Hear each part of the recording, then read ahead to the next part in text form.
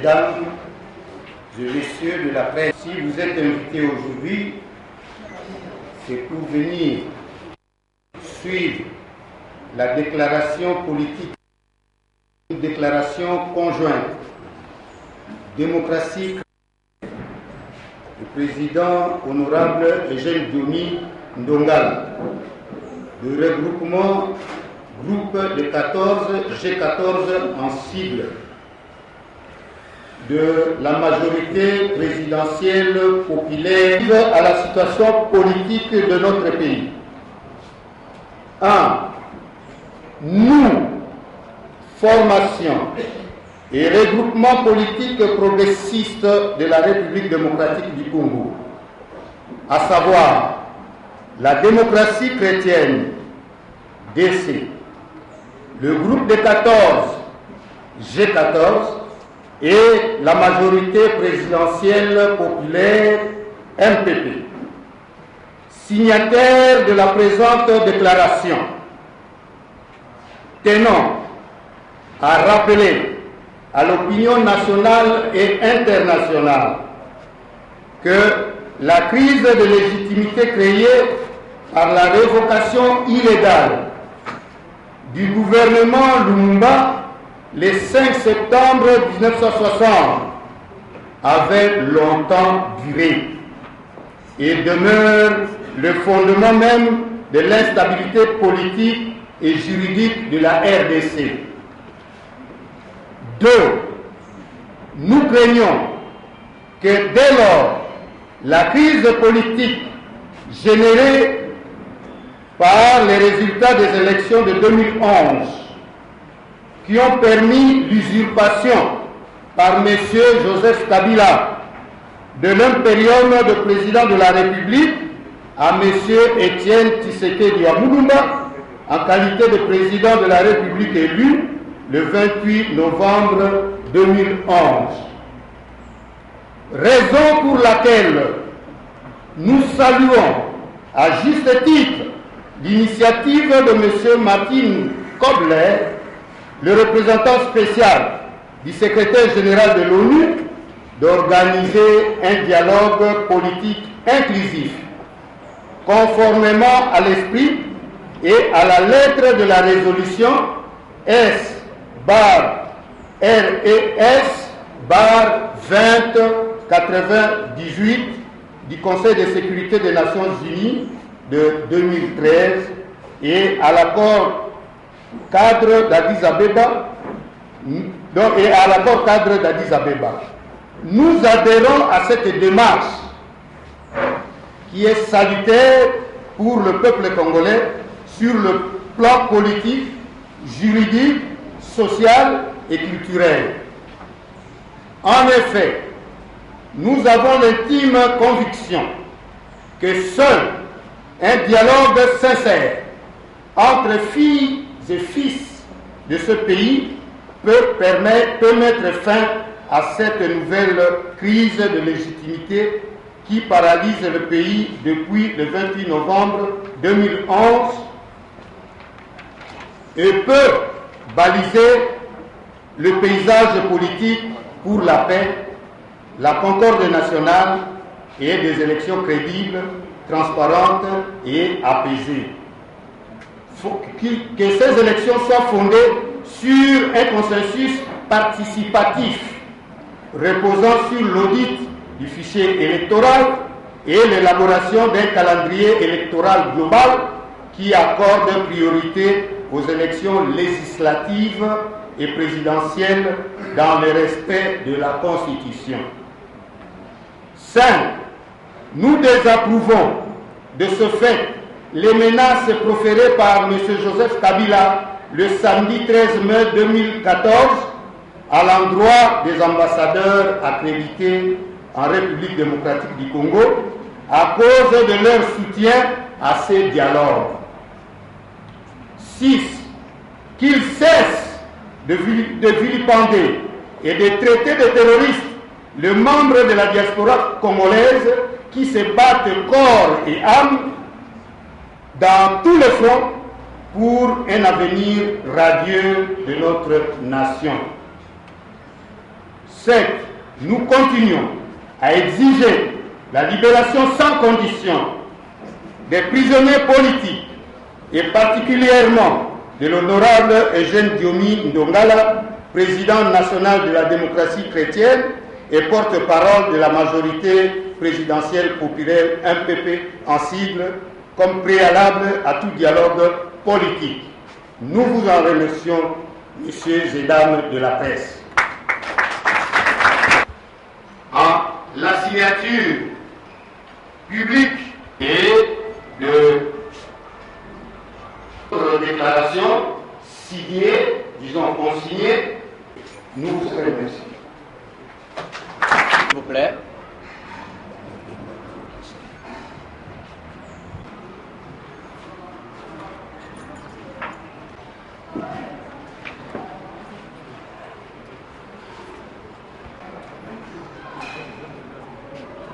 Hey, monsieur.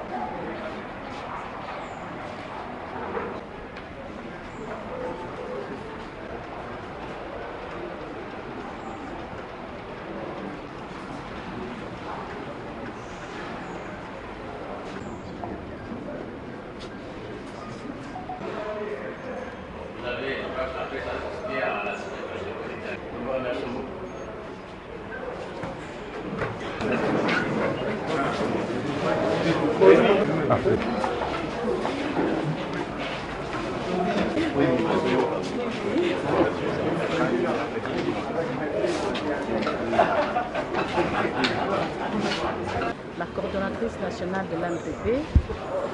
Ici, nous sommes venus en fait à la signature solennelle d'une déclaration de l'AMPP, des G14 et des autres partis politiques pour dire que nous d'abord dénoncer la fraude électorale de 2011 et que depuis nous nous sommes lancés dans un combat, dans le combat de la démocratie et du rétablissement de la vérité des urnes. Alors, par rapport à ce combat, nous avons la communauté internationale qui nous accompagne. Aujourd'hui, à travers l'accord cadre d'Addis Abeba et la résolution des Nations Unies, nous devons aboutir vers un dialogue global et inclusif. Donc, nous sommes venus dire à la face du monde que nous, MPP, G14 et les autres partis politiques, nous sommes pour le dialogue, le vrai dialogue global et inclusif, mais nous avons comme préalable la libération des prisonniers politiques, notamment la libération du porte-parole de l'MPP en la personne de M. Diomi Eugène Ndongala. Merci. Alors il est en train de multiplier des circonstances avec ses amis pour rester au pouvoir. Le pouvoir qui cette fois, et même la fois d'avant, il a eu par un coup d'État. Le coup d'État c'est fini. Mobutu a fait un coup d'État en 1965, il est resté 32 ans. Lui il multiplie des coups d'État. Il ne va pas lui permettre de rester 32 ans comme Mobutu. C'est fini. Justement, alors, comment comptez-vous Ce n'est pas l'affaire de l'opposition, c'est l'affaire du peuple congolais. Le peuple congolais dans son ensemble doit s'élever comme un seul homme, comme le dit l'article 64 de notre Constitution, pour barrer la route à toute personne, à tout individu, au groupe d'individus qui veut prendre le pouvoir par la force ou veut se maintenir au pouvoir par la force.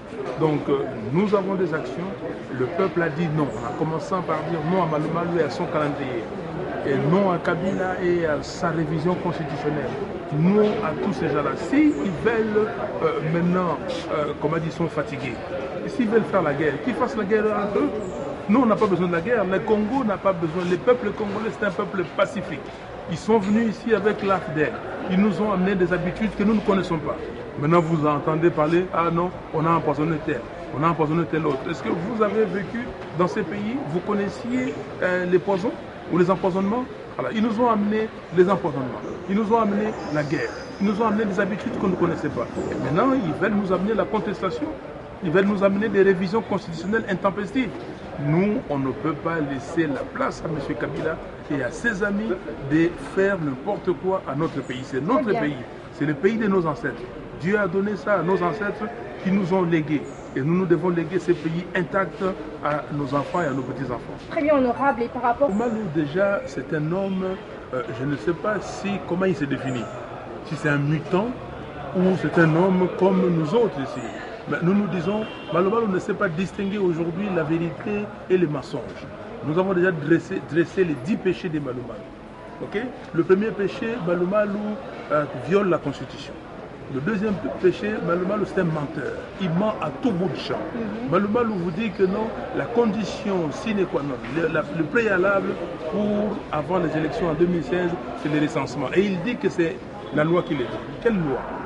Voilà comment ce monsieur qui a perdu son âme est en train de mentir à qui veut l'entendre. Très bien. C'est du passé. L'objet de ma visite a fait, comment dire, on en a parlé. Et aujourd'hui, on parle de M. Kabila, de ses amis et de son autre ami, M. Malou qui veulent embraser le pays. Et nous n'avons pas un pays à embraser. Nous ne sommes pas là pour ça. Nous avons un seul pays qui est la République démocratique du Congo. Si eux ont d'autres pays, s'ils pensent qu'ils vont se réfugier ailleurs, s'ils veulent mettre du feu ici, de l'incendie pour qu'ils s'enfuient, qu'ils aillent ailleurs, mais nous ne pouvons pas accepter ça. Alors si Malou n'a aucun intérêt pour ce pays, son intérêt c'est d'entretenir je ne sais pas qui, son intérêt c'est de s'enrichir, son intérêt c'est d'accorder des marchés à des gens qui vont le soutenir, nous disons non. Nous avons l'intérêt de la RDC et le pays de nos ancêtres, le pays de nos enfants, le pays de nos petits-enfants. Merci beaucoup.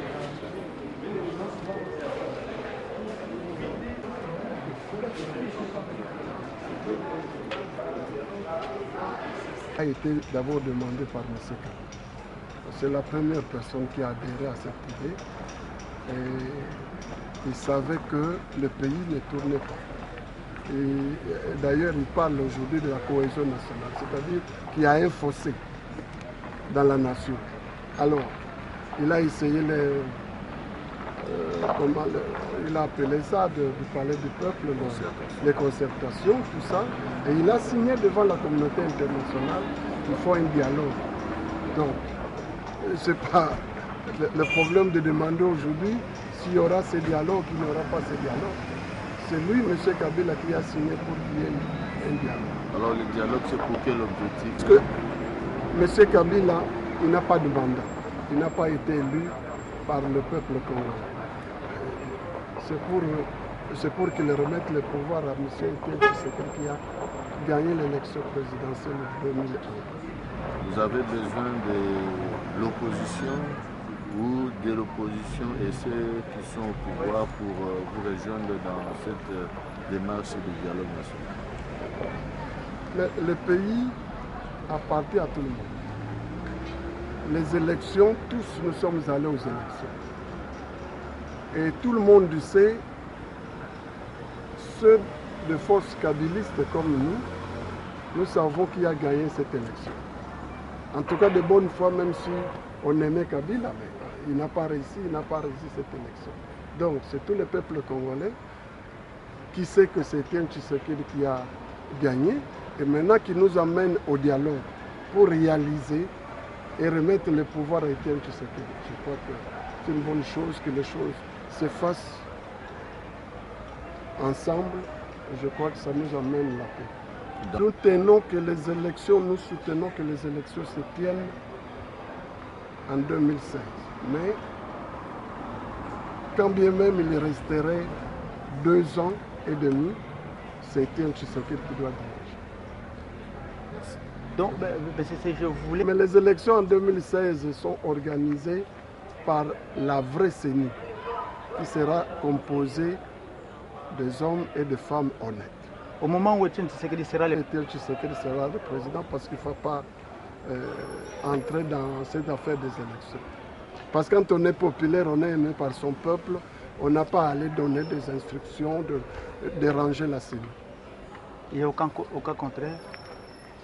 Le cas contraire, c'est-à-dire que si Etienne Tshisekedi n'était pas mis dans ses fonctions... En fait, si Kabila ne remettait pas le pouvoir à...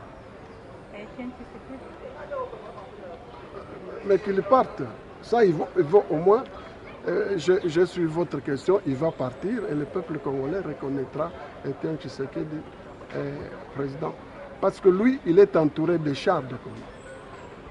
Alors, il dirige par défi. Et comme il doit partir, parce que c'est ça qui va être dit au dialogue. Pour parler des dialogues, mais il y a... national et dialogue national. Alors, pensez-vous? Notre pays, la RDC, a signé l'accord cadre d'Addis Abeba, signé par le président de la République, Joseph Kabila. Donc, au niveau de la RDC, doit être respectueux des textes, surtout des textes des accords internationaux. Donc, moi, je suis positive. Je sais que d'ailleurs, la classe politique congolaise est en train de se préparer par rapport à ce dialogue qui doit être, que nous souhaitons, global et inclusif. Mais nous, en ce qui nous concerne, en tant que coordonnatrice nationale de la majorité présidentielle populaire, avec comme porte-parole M. Denis Nongala, nous avons un préalable au niveau de notre structure, la MPP. Nous exigeons d'abord la libération sans condition de M. Eugène Denis Nongala, que nous considérons comme prisonnier politique. Alors, si vous allez... Je ne suis pas les élections. Vous savez très bien que les élections